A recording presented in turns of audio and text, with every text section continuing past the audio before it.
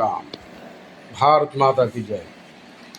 మన సోనియా గాంధీ గారు ఇటలీ రాణి మరి రాజీవ్ గాంధీని పెళ్లి చేసుకుని ఈ దేశానికి కోడలుగా వచ్చింది ఆవిడ. అని రాజీవ్ గాంధీ గారు కాలగర్భంలో కలిసిపోయిన తర్వాత ఆవిడే పార్టీ పగ్గాలు చేతబట్టింది. మరి ఆవిడ భావజాలం అంతా కూడా ఆ క్రిస్టియానిటీ మీద ఉంటుంది. మరి హిందుత్వం మీద ఏమాత్రం కూడా వాళ్ళకి జాలి కనికారం అనేది ఉండదు. ఎందుకంటే వాళ్ళ బుక్కులు హిందువుల్ని అన్యజనులని వాళ్ళని చంపాలని చెప్తున్నాయి. ఎడారి మతం ఇంకోటి ఉంది, అది కూడా కాఫీర్లను చంపండి, హిందువులంటే కాఫీర్లు చంపండి అని ఆ మతం చెప్తూ ఉంటుంది.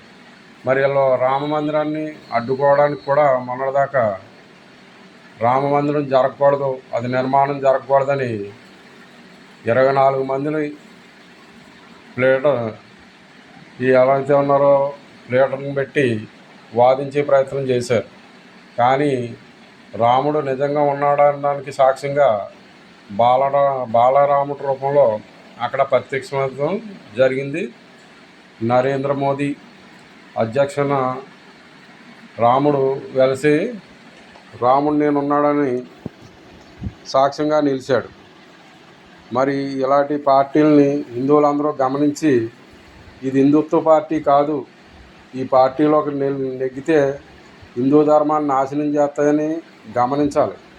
హిందువులందరూ కూడా గమనించి ఆ పార్టీని వీడి ఎవరైతే హిందువులు ఉన్నారో హిందూ పెద్దలందరూ కూడా ఇలాంటి విషయాలను గమనించి వెనక్కి రాకపోతే మాత్రం హిందువులు తగిన బుద్ధి చెప్తారు, తర్వాత మీరే బాధపడతారు.